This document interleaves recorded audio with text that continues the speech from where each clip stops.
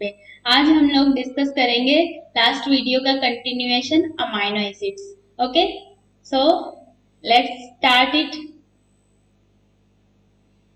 Start करते हैं। Start करने से पहले इस लेसन का ओवरव्यू देख लेते हैं, जिसके अंदर फर्स्ट पॉइंट के अंदर हम लोग देखेंगे facts about all standard amino acids, and then second देखेंगे stereoisomerism of amino acids, किस तरह से डी फॉर्म होता है, किस तरह से एल फॉर्म होता है, वो सब हम लोग डिस्कस करेंगे स्टीरियो आइसोमेरिज्म के अंदर। And then isoelectric point PI क्या होता है, और काफी सारे अमाइनो एसिड्स का चार्ज कैलकुलेशन कैसे करते हैं, वो सब भी हम लोग देखेंगे थर्ड पॉइंट के अंदर।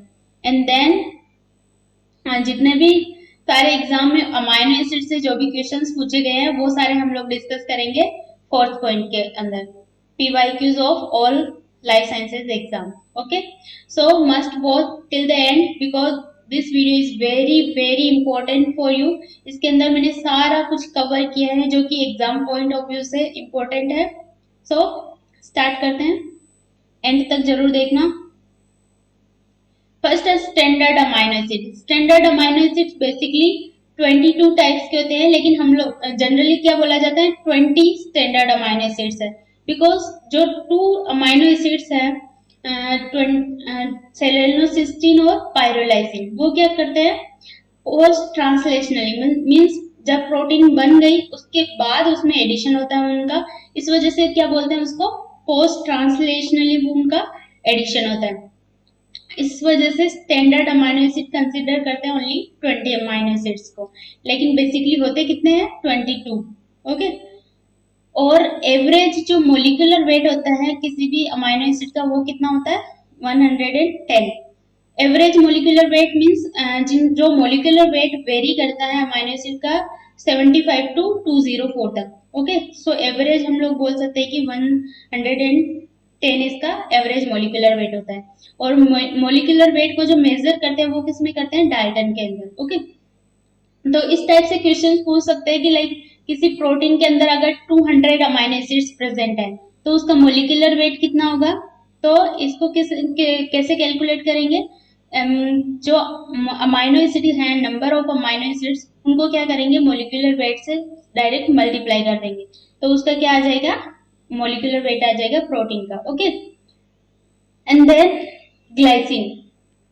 फर्स्ट जो स्टैंडर्ड अमाइनो एसिड है वो है ग्लाइसिन। ये क्या है, एलिफेटिक आर चेन वाले अमाइनो एसिड्स हैं, जिसकी आर चेन के अंदर प्रेजेंट होता है ओनली हाइड्रोजन आयन, जिसकी वजह से क्या है, ये ऑप्टिकली इनएक्टिव। ऑप्टिकली इनएक्टिव और एक्टिव क्या होता है, जब किसी भी मॉलिक्यूल या सब्सटेंस पे प्लेन पोलराइज्ड लाइट पास किए जाते हैं तो वो क्या करते हैं, वो मॉलिक्यूल रोटेशन शो करता है, क्लॉकवाइज या एंटी क्लॉकवाइज रोटेशन शो करेगा। और अगर उसमें रोटेशन शो नहीं हो रहा है तो उसको क्या बोलेंगे, ऑप्टिकली इनएक्टिव है ये मॉलिक्यूल।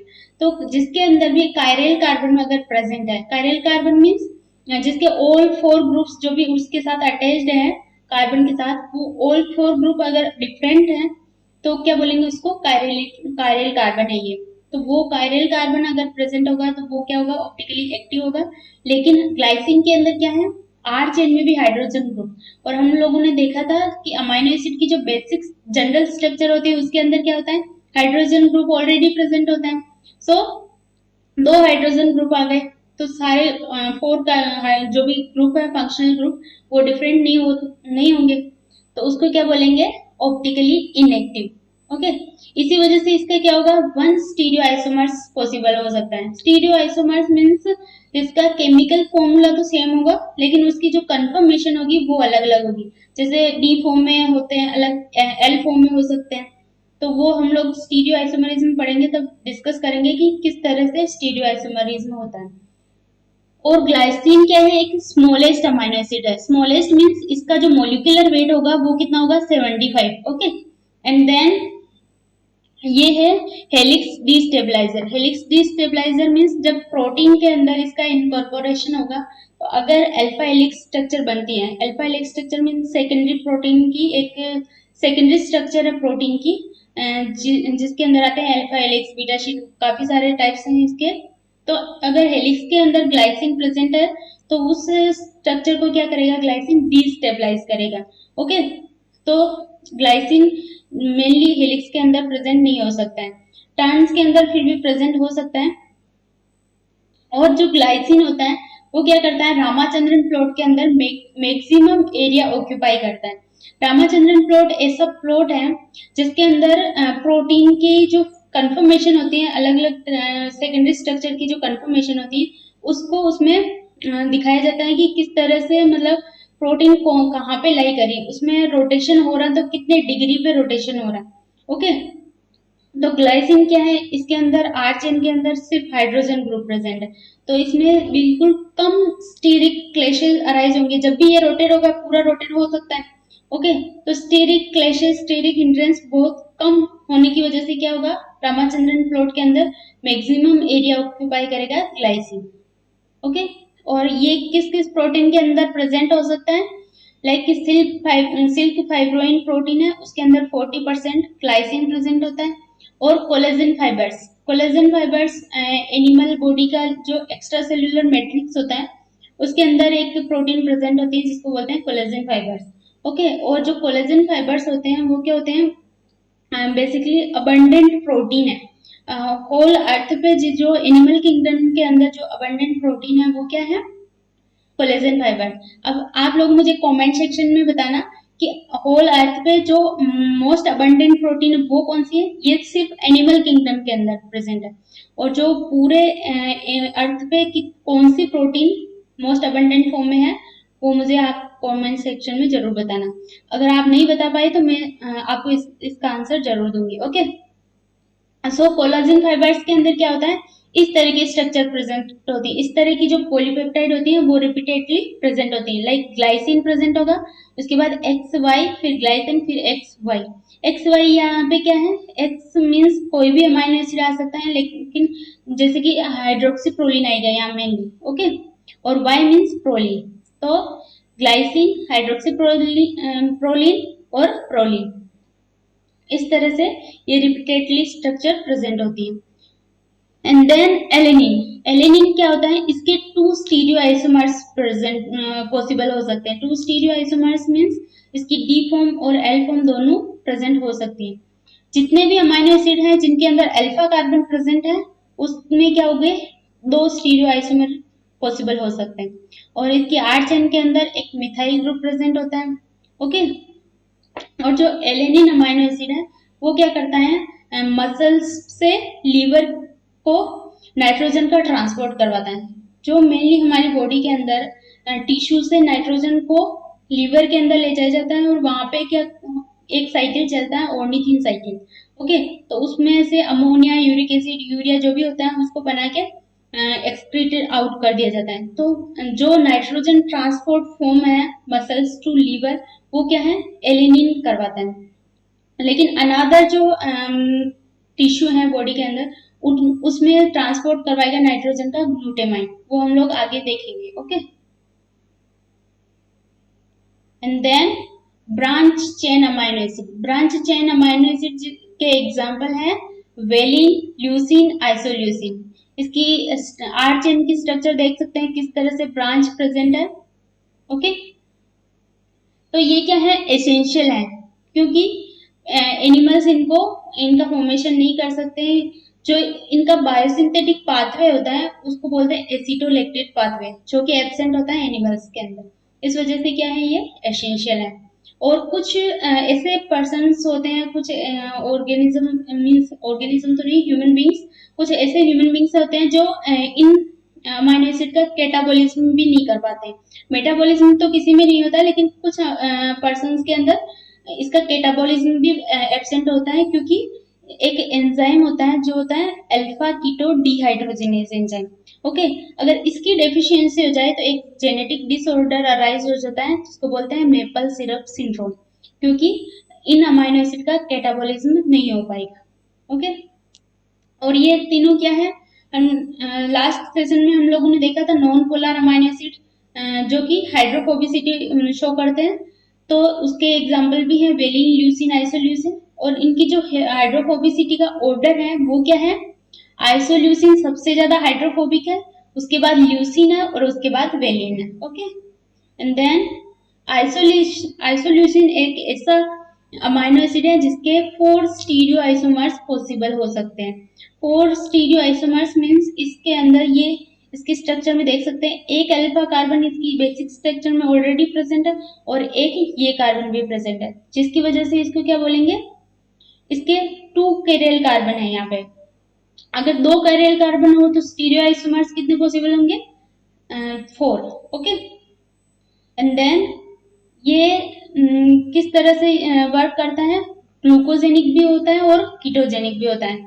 आइसोल्यूसिन क्या है, ग्लूकोजेनिक भी और कीटोजेनिक। ग्लूकोजेनिक और कीटोजेनिक क्या होते हैं, ऐसे अमाइनो एसिड्स जो ग्लूकोज भी फॉर्म कर सकते हैं और कीटोन बॉडी भी फॉर्म कर सकते हैं। जब हमारी बॉडी के अंदर स्टारवेशन कंडीशन होती है, बेसिकली हम लोग किस में एटीपी का कंजप्शन किस फॉर्म में करते हैं, ग्लूकोज के फॉर्म में।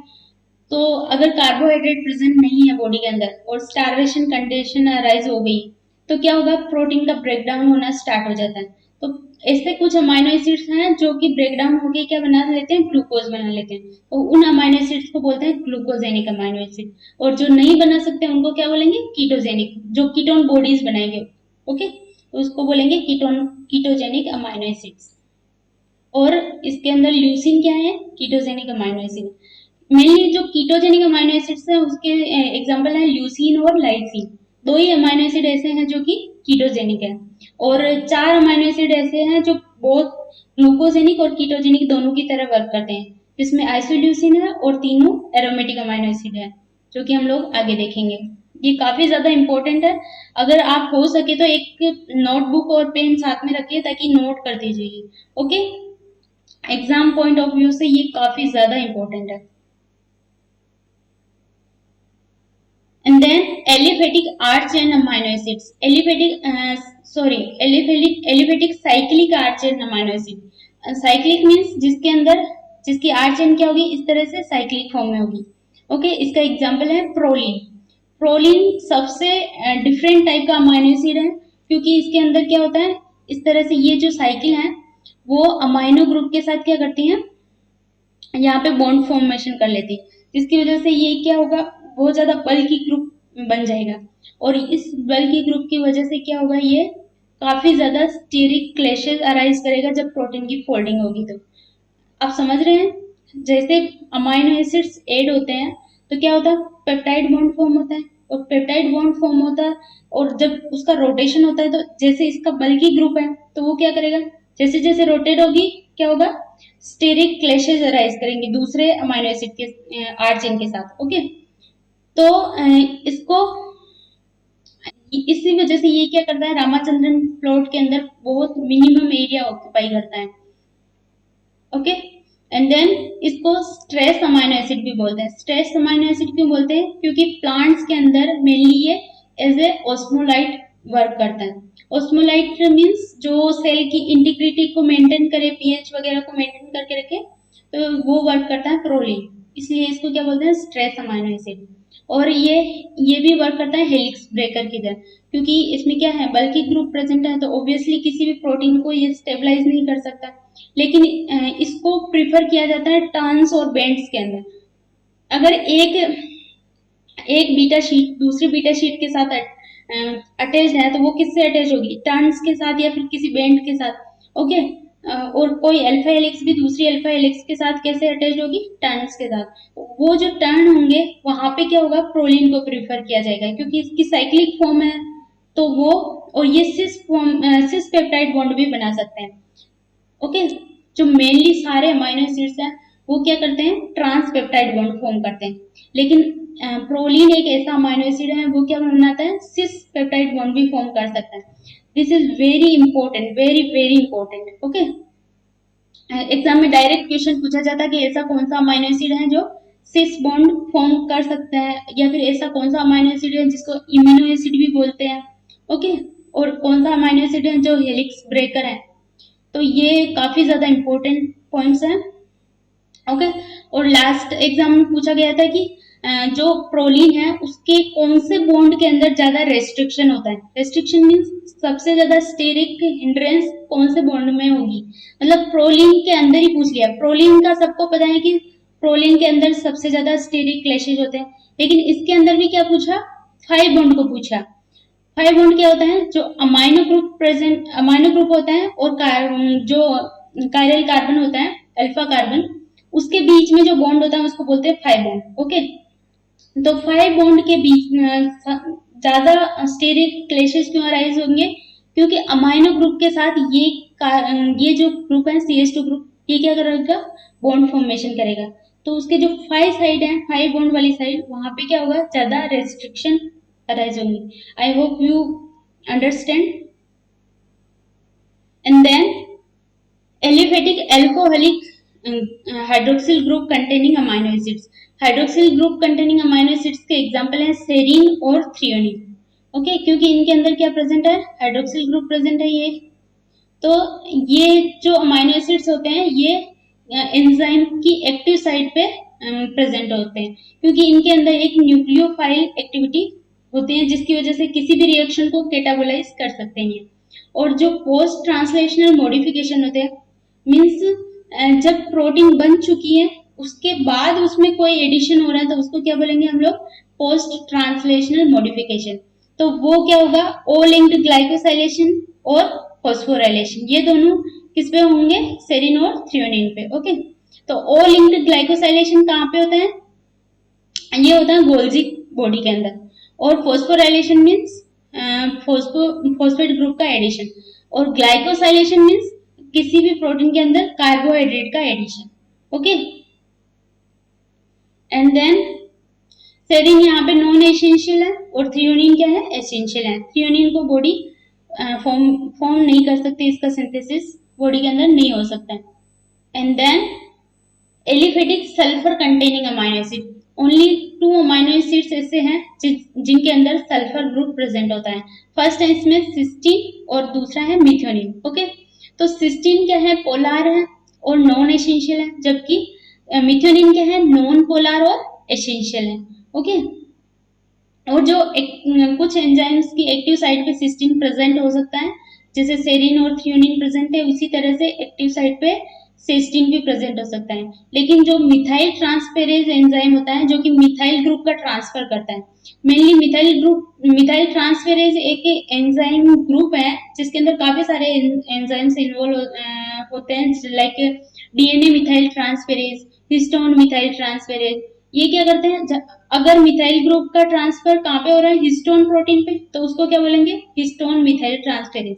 और डीएनए पे हो रहा है तो उसको क्या बोलेंगे, डीएनए मिथाइल ट्रांसफेरेज। तो ये जो मिथाइल ट्रांसफेरेज एंजाइम होता है उसकी एक्टिव साइट पे प्रेजेंट होता है methionine. Okay, and then methionine एक ऐसा अमाइनो एसिड है जो कि फर्स्ट इनकॉर्पोरेट होता है प्रोटीन के अंदर। जब भी प्रोटीन का फॉर्मेशन होता है तो मैसेंजर आरएनए बन चुका है, उसके जो कोडोन होते हैं, जो स्टार्ट कोडोन होता है वो होता है AUG, और मिथ्योनिन कोड करता है AUG कोडोन को। इसकी वजह से क्या होता है, जो मिथ्योनिन फर्स्ट इनकॉर्पोरेट होगा प्रोटीन के अंदर, and then another amino acid उसके साथ ऐसे बीड्स के फॉर्म में जुड़ते जाएंगे। लेकिन जो मेच्योर प्रोटीन होता है उसके अंदर मेनली मिथ्योनिन प्रेजेंट नहीं होता है। इसका ये रीजन है क्योंकि जब प्रोटीन बनके कंप्लीट हो जाता है तो उसके जो फर्स्ट जो 2-3 अमाइनो एसिड होते हैं उनको क्या कर दिया जाता है, रिमूव कर दिया जाता है पोस्ट ट्रांसलेशनल मॉडिफिकेशन के अंदर ही। तो उसमें क्या होगा, अगर वो रिमूव कर देंगे तो मिथ्योनिन फर्स्ट अमाइनो एसिड था वो रिमूव हो गया, तो मेच्योर प्रोटीन के अंदर मिथ्योनिन एब्सेंट हो सकता है। एंड देन मिथ्योनिन क्या है, एक गैसियस हार्मोन है जिसका नाम है इथाइलिन, जो कि प्लांट गैसियस हार्मोन है जो फ्रूट राइपनिंग करवाता है। ओके, नेचुरली जो फ्रूट्स की जो राइपनिंग होती है वो करवाता है इथाइलिन, और उसका जो बायोसिंथेसिस होता है वो स्टार्ट होता है मिथ्योनिन से। ओके, तो methionine is a precursor of ethylene gaseous hormone. And then acidic amino acids, acidic amino acids को हम एमाइड्स भी बोलते हैं, क्योंकि अगर इनके ऊपर अमाइड ग्रुप प्रेजेंट होता है तो ये दूसरी फॉर्म में कन्वर्ट हो सकते हैं। सॉरी, तो एस्पार्टिक एसिड और ग्लूटामिक एसिड इसका एग्जाम्पल है। तो इसकी R चेन के अंदर क्या प्रेजेंट होगा, इस तरह से एसिडिक ग्रुप प्रेजेंट होगा और यहाँ पे भी एसिडिक ग्रुप प्रेजेंट होगा, तो इसलिए इनको क्या बोलते हैं, एसिडिक अमाइनो एसिड्स। ओके, और ये क्या होते हैं, ट्राइप्रोटिक होते हैं। ट्राइप्रोटिक मीन्स ऐसे अमाइनो एसिड्स जिनकी 3 पोजीशन ऐसी हो जो कि हाइड्रोजन एक्सेप्ट कर सके और हाइड्रोजन डोनेट कर सके। तो बेसिकली प्रोटीन के अंदर अमाइनो और कार्बोक्सिलिक ग्रुप प्रेजेंट होता है। वो क्या करता है, प्रोटॉन का एक्सेप्ट कर सकता है और डोनेट कर सकता है। लेकिन जो एसिडिक अमाइनो एसिड और बेसिक अमाइनो एसिड होते हैं उनके अंदर आर चेन में भी ऐसे ग्रुप प्रेजेंट हो सकते हैं जो कि प्रोटॉन का डोनर और एक्सेप्टर की तरह वर्क कर सकते हैं। सो इनको क्या बोलेंगे, ट्राइप्रोटिक। और ये दोनों ही क्या है, नॉन एसेंशियल है और पोलार है और एक्ट करते हैं as a excitatory neurotransmitter. Excitatory neurotransmitter means जहाँ पे भी, जिस भी बॉडी में टिश्यू में यहाँ पे जो वर्क करेंगे ये न्यूरोट्रांसमीटर के बारे में मैंने पिछले वीडियो में बताया था कि ये क्या होते हैं, ऐसे केमिकल्स जो नर्वस सिस्टम से सिक्रीट होके हमारे टिश्यू को फंक्शनिंग कुछ इन्फॉर्मेशन देते हैं, मैसेज देते हैं कि ये करना है। जैसे हार्ट बीट को बढ़ाना है तो क्या होगा, वो एक्साइटेटरी न्यूरोट्रांसमीटर होगा। और किसी चीज को लो कर रहे हैं, कम कर रहे हैं, तो उसको क्या बोलेंगे, इनहिबिटरी न्यूरोट्रांसमीटर। रोकने का काम करेंगे तो उसको बोलेंगे इनहिबिटरी न्यूरोट्रांसमीटर्स। ओके, सो ये दोनों अमाइनो एसिड क्या है, एक्साइटेटरी न्यूरोट्रांसमीटर्स। और जो एस्पार्टिक एसिड है उसके ऊपर जो पोस्ट ट्रांसलेशनल मॉडिफिकेशन होता है वो होता है phosphorylation. Phosphorylation means addition of phosphate group. And then glutamic acid के ऊपर जो पोस्ट ट्रांसलेशनल मॉडिफिकेशन होता है वो होता है gamma carboxylation. Gamma carboxylation means ये ब्लड क्लोटिंग के अंदर एक रिएक्शन होते हैं, गामा कार्बोक्सिलेशन रिएक्शन, जिसमें क्या होता है कि जो ग्लूटामिक एसिड है वो गामा कार्बोक्सी ग्लूटामिक एसिड में कन्वर्ट हो जाता है और कैल्शियम के साथ बाइंड करता है, जिसकी वजह से क्या होता है, क्लोट फॉर्मेशन होता है। ओके, तो ब्लड क्लोटिंग के अंदर इसका इंपॉर्टेंट रोल है। और ये किसमें प्रेजेंट होते हैं, एसिडिक प्रोटीन के अंदर अबेंडेंट होते हैं, क्योंकि एसिडिक अमाइनो एसिड है तो ऑब्वियसली एसिडिक प्रोटीन के अंदर प्रेजेंट होंगे। और एसिडिक प्रोटीन्स के एग्जांपल्स क्या क्या हैं, like intermediate filament acidic protein का एग्जांपल है। और जो इनके प्रिकर्सर हैं इनको कौन बना रहा है बॉडी के अंदर, क्योंकि ये नॉन एसेंशियल है तो बॉडी के अंदर कुछ ना कुछ मॉलिक्यूल होंगे जो इनको फॉर्मेशन कर रहे हैं। तो ऑक्जेलो एसिटिक एसिड, ये क्या है, ऑक्जेलो एसिटिक एसिड एक साइकिल चलता है हमारी बॉडी के अंदर, क्रेब्स साइकिल या फिर ट्राई कार्बोक्सिलिक एसिड साइकिल बोलते हैं, टीसीए साइकिल उसको, जिसके जो स्टार्ट होता है वो होता है ऑक्जेलो एसिटिक एसिड के साथ, और वो एसिटाइल कोएंजाइम दोनों मिलके क्या बनाते हैं, सिट्रेट। तो ऑक्जेलो एसिटिक एसिड क्या है, इसका प्रिकर्सर है एस्पार्टिक एसिड का। और ग्लूटामिक एसिड का प्रिकर्सर क्या है, अल्फा कीटोग्लूटारेट, ये भी एक टीसीए साइकिल का इंटरमीडिएट है।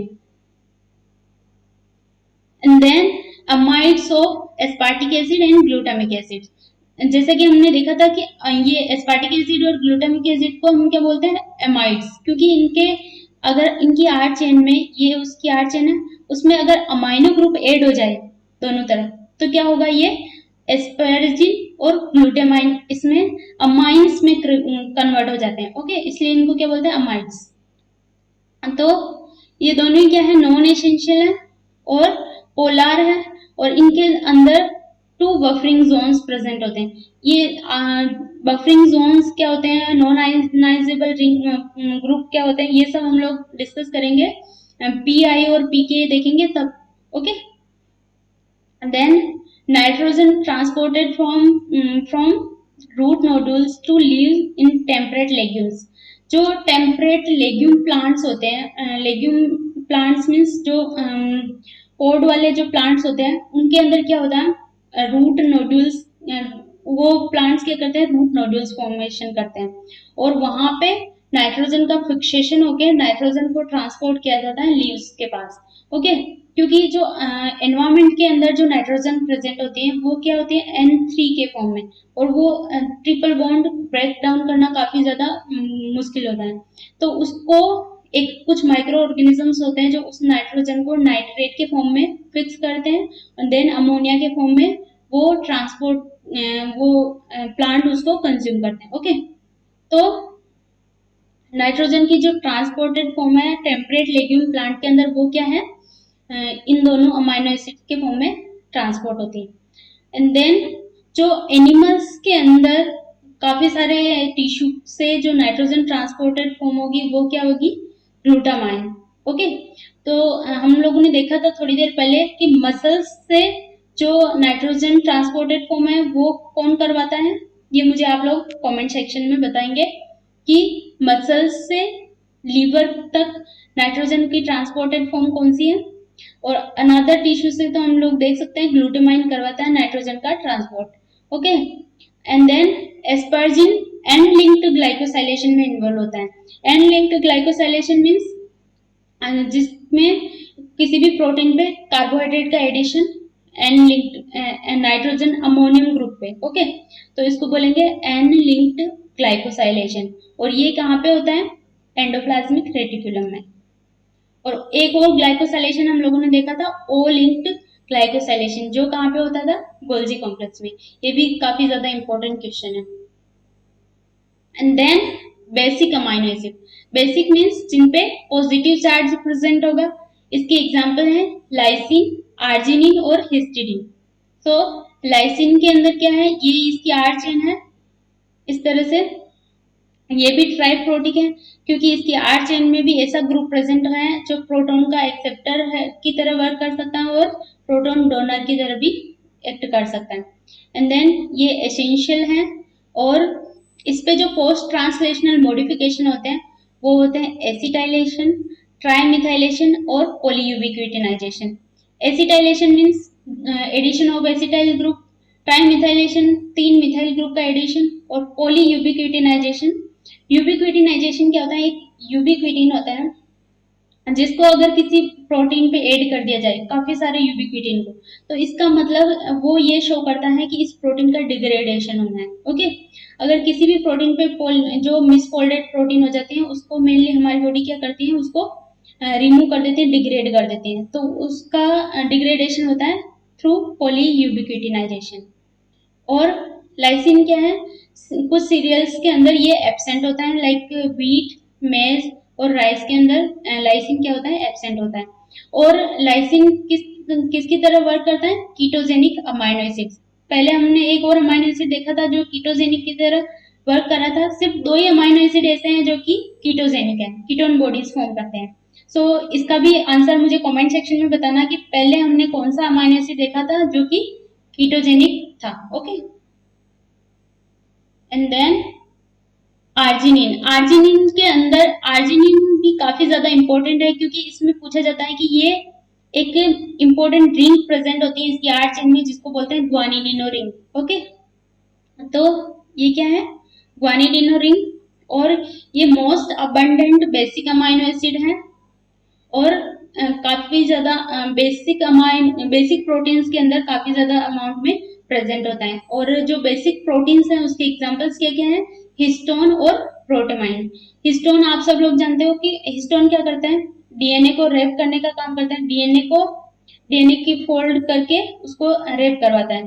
तो डीएनए हिस्टोन के साथ कैसे अटैच्ड हो सकता है, क्योंकि हिस्टोन क्या है, बेसिक प्रोटीन है, पॉजिटिव चार्ज है उसके ऊपर, और डीएनए नेगेटिव चार्ज होता है, इस वजह से उसका पॉजिटिव और नेगेटिव चार्ज का इंटरेक्शन हो पाता है। और प्रोटेमाइंस कुछ न्यूक्लियर प्रोटीन्स होती हैं जो कि जेनेटिक मटेरियल को ये भी स्टेबलाइज करने का काम करती है। सो ये आर्जिनिन किस में प्रेजेंट होता है, इसके अंदर, और ये क्या है, सेमी एसेंशियल है। ओके, सेमी एसेंशियल मीन्स इसका सर्टेन कंडीशन के अंदर इसका सिंथेसिस हो सकता है बॉडी के अंदर, और कुछ कंडीशन में इसका सिंथेसिस नहीं होता है, क्योंकि कभी जब कुछ डेफिशिएंसी, कुछ डिजीज हो जाए तो उस कंडीशन में आर्जिनिन का सिंथेसिस हमारी बॉडी के अंदर नहीं हो पाता है, और ये एक्ट करता है as a precursor for purines. Okay, and then histidine, histidine के अंदर भी एक इंपॉर्टेंट रिंग प्रेजेंट होती है जिसको बोलते हैं इमिडाजोल रिंग। ओके, और हिस्टिडीन क्या है, एक वीक बेस है क्योंकि ये 10% प्रोटोनेटेड फॉर्म में प्रेजेंट होता है और 90% डी प्रोटोनेटेड फॉर्म में। ये प्रोटोनेटेड और डी प्रोटोनेटेड फॉर्म क्या होती है, ये भी हम लोग देखेंगे पीआई वाले सेक्शन में। ओके, देन ये एक्ट करता है एज ए बफर। बफर क्या होता है, बफर का मतलब सिंपली मीन होता है रेजिस्ट टू चेंज, किसी भी चेंज को रेजिस्ट कर सके वो, उसको क्या बोलते हैं, बफर। ओके, टेम्परेचर बफर हो सकता है, पीएच बफर हो सकता है। तो ये हिस्टिडीन है वो क्या करता है, पीएच बफर की तरह एक्ट करता है एट ए फिजियोलॉजिकल पीएच। ओके, सो फिजियोलॉजिकल पीएच कितनी होती है, 7.4। ओके, तो उस पे हिस्टिडीन एक्ट करता है एज ए बफर। ये क्वेश्चन काफी ज्यादा बार पूछा गया है, गेट में भी पूछा गया है, सीएसआईआर में भी पूछा गया है। सो ये हम लोग जब क्वेश्चन डिस्कस करेंगे तब मैं आप लोगों से पूछने वाली हूँ। और पोस्ट ट्रांसलेशनल मॉडिफिकेशन जो इसमें होता है वो होता है फॉस्फोराइलेशन, क्योंकि फॉस्फेट ग्रुप का एडिशन होगा। और कुछ अमाइनो एसिड्स ऐसे होते हैं जो कि क्या करते हैं, यूवी लाइट को एब्जॉर्ब कर सकते हैं। जब प्रोटीन की कंफर्मेशन, प्रोटीन की स्ट्रक्चर हम आइडेंटिफाई करते हैं तो क्या करते हैं, यूवी लाइट डाल के उसमें भी देखते हैं। तो मेनली जो एब्जॉर्प्शन करते हैं एरोमेटिक अमाइनो एसिड्स करते हैं यूवी लाइट का, लेकिन हिस्टिडीन भी कुछ अमाउंट में यूवी लाइट का एब्जॉर्प्शन कर सकता है। उसकी रेंज होती है 220 nanometer. And then aromatic amino acids, aromatic amino acids three हैं, थ्री टाइप्स के हैं, जैसे फिनाइलैनिन है, ट्रिप्टोफैन है और टायरोसिन। तो ये तीनों ही क्या करते हैं, ग्लूकोजेनिक की तरह भी एक्ट करते हैं और कीटोजेनिक की तरह भी, मीन्स ग्लूकोज भी बनाएंगे और कीटोन बॉडीज भी फॉर्म करेंगे। ओके, और जो ये कीटोन बॉडीज होती हैं ये क्या करती हैं, ब्लड ब्रेन बैरियर को क्रॉस कर सकती हैं। और जब किसी भी अमाइनो एसिड का ब्रेकडाउन कब होता है, जब स्टारवेशन कंडीशन होती है, तो हम लोग फास्टिंग कंडीशन होती है, तब क्या करते हैं, कीटोन बॉडीज फॉर्म कर ले हो जाती हैं। और ये कीटोन बॉडीज क्या करती हैं, ब्लड ब्रेन बैरियर को क्रॉस कर लेती हैं, जिसकी वजह से हमारा हेडेक होने लग जाता है जब हम लोग फास्टिंग करते हैं तब। ओके, देन इनका जो बायोसिंथेटिक पाथवे है वो है शिकिमिक एसिड पाथवे। ओके, जो कि प्रेजेंट होता है ओनली प्लांट्स और माइक्रोब्स के अंदर। एनिमल्स के अंदर ये पाथवे एब्सेंट होता है, जिसकी वजह से ये तीनों ही क्या है, एसेंशियल है हमारी बॉडी के लिए। और इन ये यूवी लाइट को एब्जॉर्ब कर सकते हैं 250 टू 280 रेंज में, जैसे इस ग्राफ में देख सकते हैं। यहाँ पे फिनाइलिन करता है 250 समथिंग यहाँ पे, और टायरोसिन करता है 270 यहाँ पे, और ट्रिप्टोफैन करता है सबसे ज्यादा 280। ओके, सो सबसे ज्यादा यूवी लाइट को एब्जॉर्ब कौन करेगा, ट्रिप्टोफैन, देन टायरोसिन, देन फिनाइलैनिन। सो फिनाइलैनिन के बारे में देखते हैं। फिनाइलैनिन क्या होता है, प्रिकर्सर है फिनोलिक कंपाउंड्स का। जो भी प्लांट्स के अंदर काफी सारे फिनोलिक कंपाउंड है, ये प्लांट फिजियोलॉजी के अंदर हम लोग अच्छे से डिस्कस करेंगे कि फिनोलिक कंपाउंड्स कौन कौन से होते हैं, सेकेंडरी मेटाबोलाइट्स होते हैं ये मेनली। तो वो जो फिनोलिक कंपाउंड्स होते हैं उसका प्रिकर्सर है फिनाइलएलेनिन, और ये टायरोसिन को भी बना सकता है, टायरोसिन का भी प्रिकर्सर होता है फिनाइलएलेनिन। लेकिन जब जैसे हम लोग स्ट्रक्चर में देख सकते हैं, फिनाइलएलेनिन के अंदर क्या होता है, फिनाइल रिंग प्रेजेंट होती है, बेंजीन रिंग, और टायरोसिन के अंदर ये फिनोल रिंग प्रेजेंट होती है, मीन्स एक हाइड्रोक्सिल ग्रुप का डिफरेंस है। तो अगर यहाँ पे हाइड्रोक्सिल ग्रुप ऐड करना है तो ये कोई भी एक एंजाइम करता है हाइड्रोक्सिल ग्रुप का एडिशन, जिसको बोलते हैं फिनाइल हाइड्रोक्सिलेज एंजाइम। ओके, तो अगर इस एंजाइम की डेफिशिएंसी हो जाए तो इससे भी एक जेनेटिक डिसऑर्डर हो जाता है, जिसको बोलते हैं फिनाइल कीटोन यूरिया। ओके, तो ये फिनाइल रिंग है, बेंजीन रिंग, ये फिनोल रिंग है, और ये क्या है, इंडोल रिंग। ट्रिप्टोफैन के अंदर कौन सी रिंग प्रेजेंट होती है, इंडोल रिंग। ये रिंग काफी ज्यादा इंपॉर्टेंट है कि हिस्टिडीन के अंदर कौन सी होती है, आर्जिनिन के अंदर कौन सी होती है, ग्वानिडिनो रिंग कहाँ पे होती है, और इमिडाजोल रिंग कहाँ पे होती है, और इंडोल रिंग कहाँ पे होती है। ओके, तो ये काफी ज्यादा इंपॉर्टेंट चीजें हैं। सो नेक्स्ट है टायरोसिन।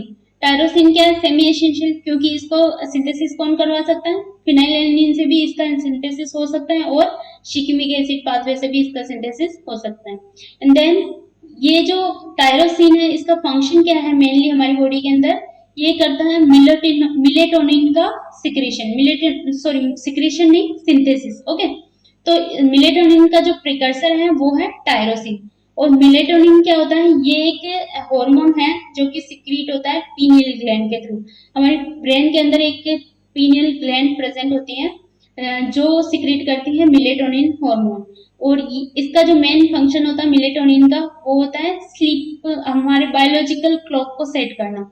ओके, तो जो स्लीपिंग पिल्स आते हैं कुछ लोग लेते हैं, उसके अंदर क्या आता है, मेलेटोनिन। एंड देन ये और किसका प्रिकर्सर है, न्यूरोट्रांसमीटर्स का।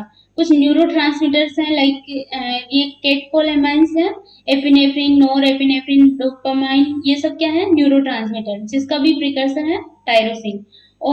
और थायरोक्सिन को भी बना सकता है tyrosine.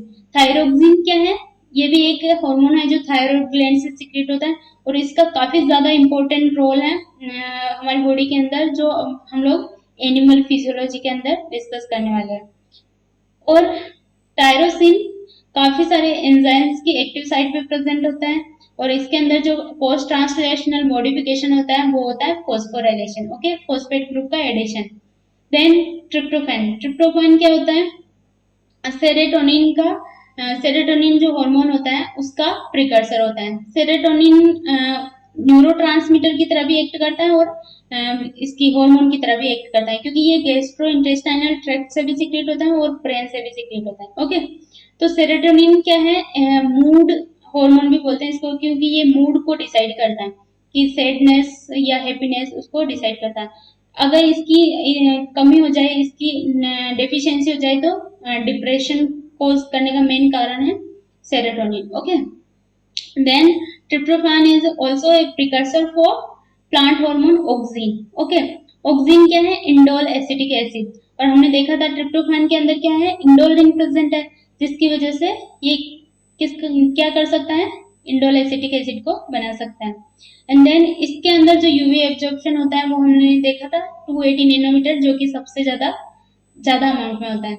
So this is about amino acids. ये सारे फैक्ट्स काफी ज्यादा इंपॉर्टेंट है सारे एग्जाम पॉइंट ऑफ व्यू से, और इसके थर्ड पार्ट से जो नेक्स्ट वीडियो आने वाला है उसके अंदर हम लोग देखेंगे कि किस तरह से स्टीरियो आइसोमरिज्म होता है अमाइनो एसिड के अंदर, और किस तरह से उसका चार्ज कैलकुलेशन करते हैं, पीके क्या होता है, पीआई वैल्यूज क्या होती हैं। ये काफी ज्यादा इंपॉर्टेंट टॉपिक्स हैं एग्जाम पॉइंट ऑफ व्यू से।